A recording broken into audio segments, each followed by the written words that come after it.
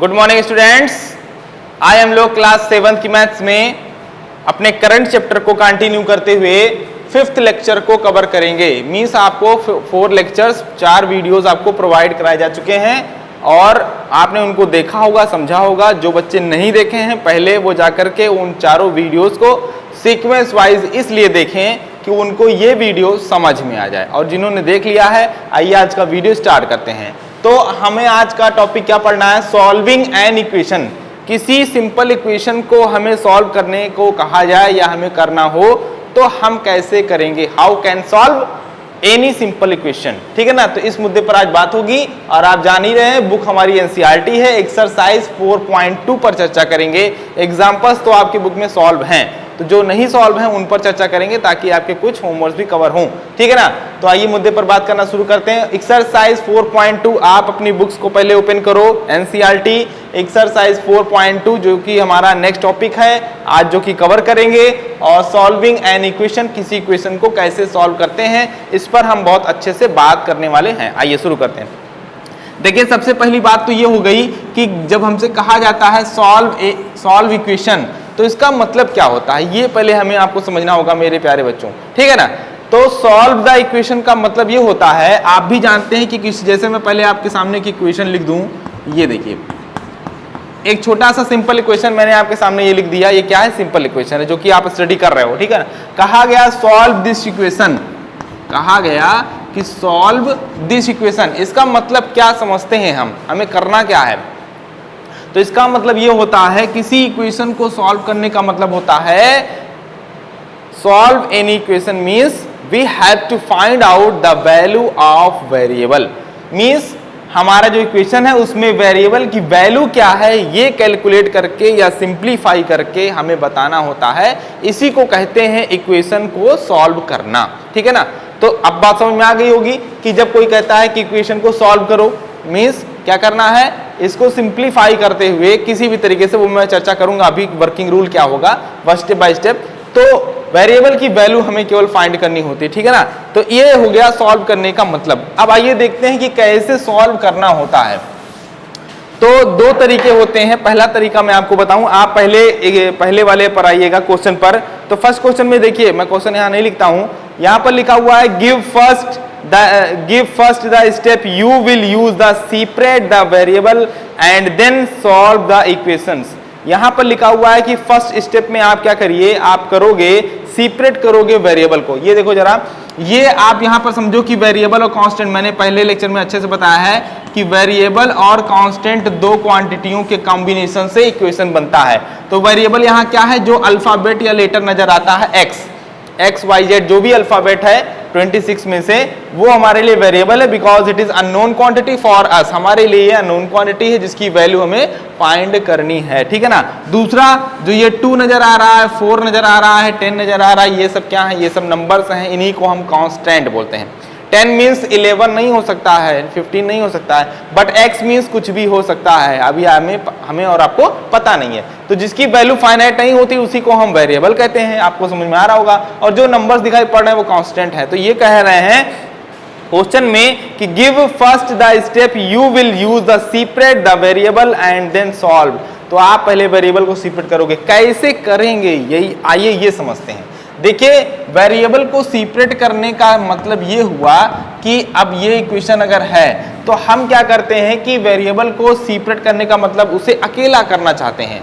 और अकेला कैसे करेंगे, उसके जो वो जिस टर्म में होगा, जैसे यहाँ पर ये फर्स्ट टर्म है, ठीक, फर्स्ट टर्म में वेरिएबल है बट सेकेंड टर्म में वेरिएबल नहीं है। तो हम अगला स्टेप जो होगा, मतलब इसके बाद जो फर्स्ट स्टेप होगा वहां क्या करेंगे, सेकेंड टर्म को रिमूव करेंगे। और ये बात हमें आपको समझना पड़ेगा कि किसी इक्वेशन में हम कौन कौन सी चीजें कर सकते हैं, कौन कौन सी एक्टिविटीज कर सकते हैं। देखिए एग्जाम्पल के तौर पर समझना होगा।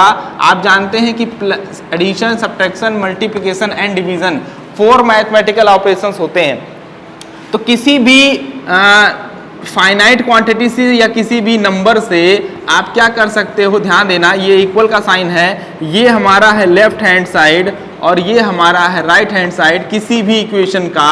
तो हम लेफ्ट हैंड साइड और राइट हैंड साइड में किसी भी नंबर से क्या कर सकते हैं, मैथमेटिकल ऑपरेशन के थ्रू ऑपरेट करते हैं। यानी किसी भी नंबर से, लेकिन ध्यान रहे कि वही नंबर दोनों तरफ ऑपरेट करना है। जैसे आपने कहा 2, अब आप 2 को क्या कर दीजिए, एडिशन के थ्रू अप्लाई करिए, यानी आपने लेफ्ट में भी 2 को ऐड कर दिया, राइट में भी 2 को ऐड कर दिया। और क्यों कर सकते हैं, क्योंकि वो हम सारे काम कर सकते हैं किसी इक्वेशन में जिससे कि हमारी वैल्यू पर इफेक्ट ना आए या बैलेंस पर इफेक्ट ना आए। अगर हम केवल लेफ्ट में ही 2 को, सीधी सी बात है, आप समझते हैं आपके सामने तराजू हो, ये देखिए इक्वेशन बिल्कुल वैसा ही रोल करता है। अगर ये मान लीजिए पहला है और दूसरा है, ये हो गया तराजू, ठीक। तो अगर यहाँ दोनों के वेट इक्वल हैं और आपने इधर थोड़ा सा भी इंक्रीमेंट किया, 100 ग्राम का बटखरा इधर रख दिया, तो बैलेंस क्या होगा, इम्बैलेंस हो जाएगा, बिगड़ जाएगा। लेकिन अगर दोनों तरफ वही चीज कर रहे हैं तो बैलेंस बरकरार होगा। तो कहने का मतलब कि लेफ्ट हैंड साइड और राइट हैंड साइड दोनों साइड्स में अगर आप किसी नंबर से किसी भी मैथमेटिकल ऑपरेशन के थ्रू अप्लाई करते हैं, चाहे आप एडिशन करिए, चाहे आप मल्टीप्लिकेशन करिए, चाहे आप सब्ट्रैक्शन करिए, चाहे आप डिवीजन करिए, लेकिन एक बात का ध्यान देना, जीरो गणित का हीरो बहुत ही खतरनाक है। जीरो से आप दोनों तरफ मल्टीप्लिकेशन और डिवीजन नहीं कर सकते हो। कुछ एक्स्ट्रा बातें हैं जो अच्छे समझना पड़ेगा। जीरो से डिवाइड नहीं कर सकते दोनों तरफ, ठीक है ना, जीरो से मल्टीप्लाई नहीं कर सकते क्योंकि उससे वैल्यू पर इफेक्ट आ जाएगा। कारण बता रहा हूं, वैल्यू पर इफेक्ट आ जाएगा, बैलेंस बिगड़ेगा, ठीक है ना। तो दूसरी बात, तो ये चीजें हैं। अब बाकी किसी नंबर 2, 3, 4, 5, 6, -2, -3 कुछ भी हो, तो अगर इक्वेशन है तो इक्वेशन में किसी भी नंबर से दोनों तरफ नंबर वही होना चाहिए। ऐसा ना हो कि इधर 2 मल्टीप्लाई कर रहे हैं, उधर 3 मल्टीप्लाई। इस बात की अथॉरिटी हमें और आपको नहीं है।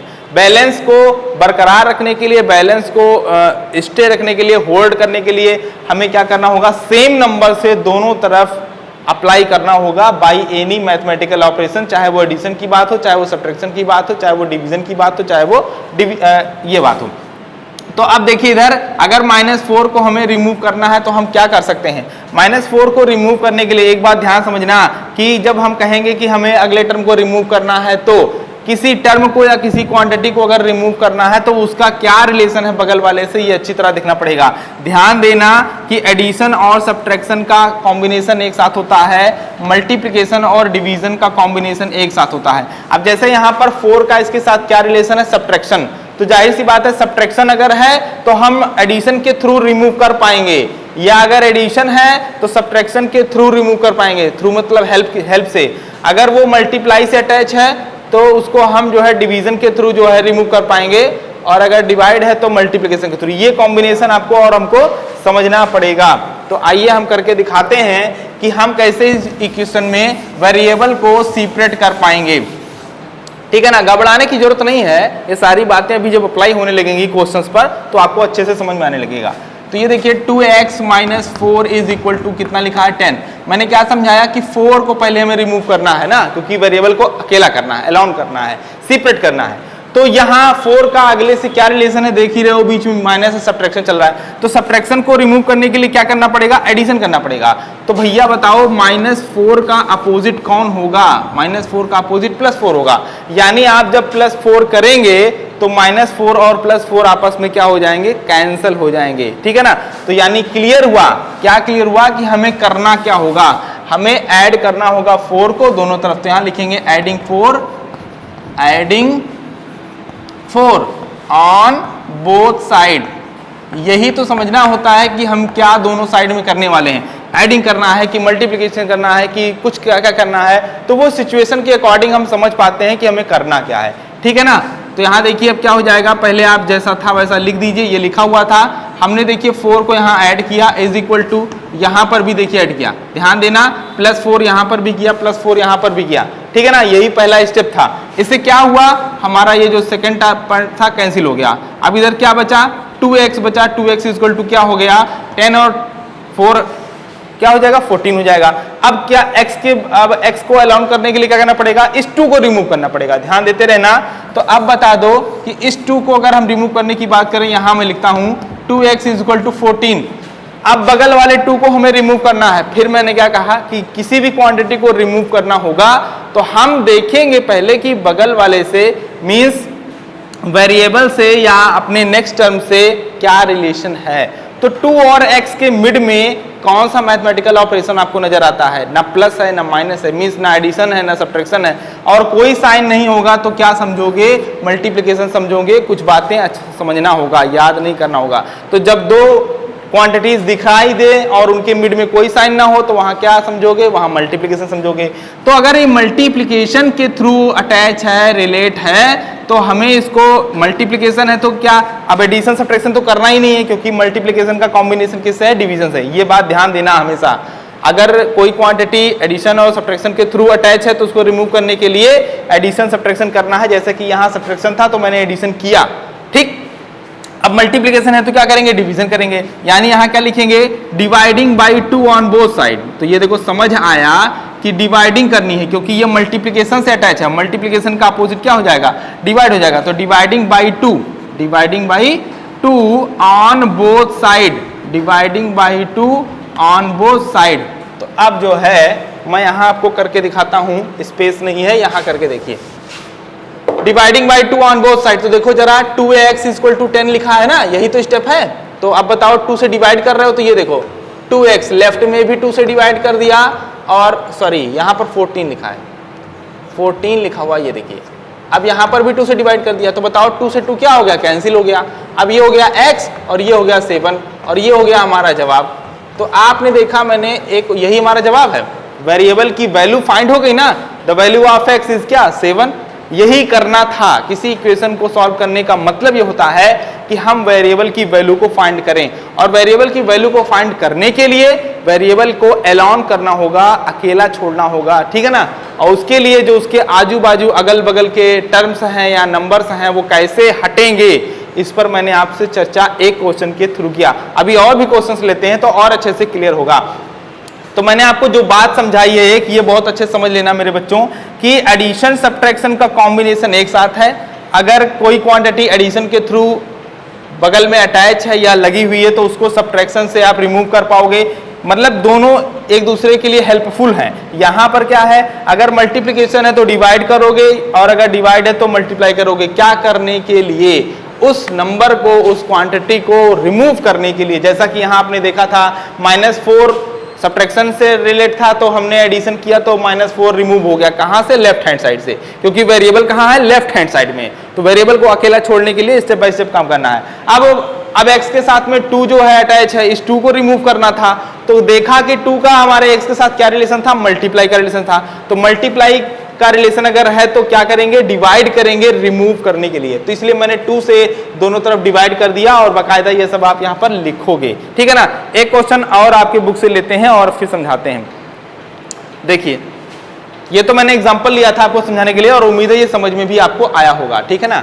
एक क्वेश्चन जल्दी से लेकर के, और फिर आपको इस एक्सरसाइज के आपके लिए अच्छा सा होमवर्क हो जाएगा और आप ढेर सारे क्वेश्चंस लगा पाएंगे। देखिए, आपको रूल समझना है, मैं बार बार ये बात कहता हूं। तो आपकी बुक से एक क्वेश्चन मैं ले लेता हूं, क्वेश्चन नंबर 4, ध्यान देना, क्वेश्चन नंबर 4। और आपकी एक्सरसाइज कौन सी चल रही है? एक्सरसाइज चल रही है 4.2, लिखा ही हुआ है, वो लिखने की जरूरत नहीं है। तो क्वेश्चन नंबर 4 का एक पार्ट में ले लेता हूं जो थोड़ा सा हो टफ या कह सकते हैं आसान। तो लास्ट 4th का L, ठीक है ना, डिमांड यही थी। तो यहां लिखा हुआ है 2q + 6 इज इक्वल टू, क्या लिखा हुआ है? 12। और काम क्या करना है? सॉल्व करना है, ठीक। Solve the equation. तो सीधी सी बात हो गई। अब कैसे सॉल्व करोगे? q को अकेला छोड़ना है, वेरिएबल को, तभी तो पता चलेगा कि उसकी वैल्यू क्या आई। q इज इक्वल टू जो भी आएगा वही हमारा आंसर होगा। मीन्स लेफ्ट में q को अकेला छोड़ना है। अकेला का मतलब जो 6 दिख रहा है इसको हमें हटाना पड़ेगा, जो 2 दिख रहा है ये हटाना पड़ेगा। इसको हटाने के लिए क्या करेंगे? वर्क को करेंगे जो समझा है। तो मैंने आपसे क्या समझाया था कि प्लस के साथ में माइनस और मल्टीप्लाई के साथ में डिवाइड, ये चीजें आपको ध्यान होनी चाहिए। अब 6 का बगल वाले से क्या रिलेशन है? एडिशन का। तो एडिशन को रिमूव करने के लिए क्या करोगे? सब्ट्रैक्शन करोगे, ठीक। ये पहला स्टेप हो गया। तो यहाँ क्या लिखेंगे कि सब्ट्रैक्ट, यहाँ लिखेंगे हम लोग सब्ट्रैक्ट 6 ऑन बोथ साइड। जो काम करेंगे दोनों साइड करेंगे, ये तो मैंने आपको पहले ही बता दिया, क्योंकि ये बैलेंस है, इक्वल का मामला है, दोनों तरफ करेंगे जो करेंगे। तो चलिए सब्ट्रैक्ट करते हैं। तो यहाँ क्या हो जाएगा? 2q + 6, जो लेफ्ट है पहले लिखोगे, लिखा और 6 को सब्ट्रैक्ट किया देखो लेफ्ट में और ये देखो राइट में भी कर दिया, ठीक है ना। जल्दी से कैलकुलेट करो। कैलकुलेट का मतलब क्या है, देखो 6 रिमूव हो गया, तो कैसे रिमूव हुआ, सब्ट्रैक्ट करने से, ठीक है ना। यही समझना था कि एडिशन के थ्रू होगा तो सब्ट्रैक्शन कर देंगे और सब्ट्रैक्शन होगा तो एडिशन कर देंगे। यहां पर आ जाओ, अब वो भी देखने को मिल रहा है। यहां क्या है, 2q इज इक्वल टू क्या दिख रहा है, 12 में से 6 को सब्ट्रैक्ट कर दिया तो क्या आ गया 6। अब बताओ भैया q और 2 के मिड में क्या है, क्या है, क्या है का मतलब कौन सा साइन है, 2 और q के मिड में कोई साइन नजर नहीं आता। तो मैंने क्या समझाया है, जब कोई साइन नहीं होगा तो क्या होगा, मल्टीप्लाई होगा। अब बताओ मल्टीप्लाई को रिमूव करने के लिए क्या करोगे, मल्टीप्लाई को रिमूव करने के लिए डिवाइड करोगे। मल्टीप्लाई को नहीं रिमूव करना है, मतलब मल्टीप्लीकेशन से अगर 2 हमारा अटैच है तो इस 2 को रिमूव करने के लिए डिवीजन का ऑपरेशन अप्लाई करना पड़ेगा। तो यहां क्या लिखेंगे हम लोग, लिखेंगे dividing by 2, dividing by 2 on both side. On both side तो ऑलवेज होगा, ये आपको समझ में आ रहा होगा।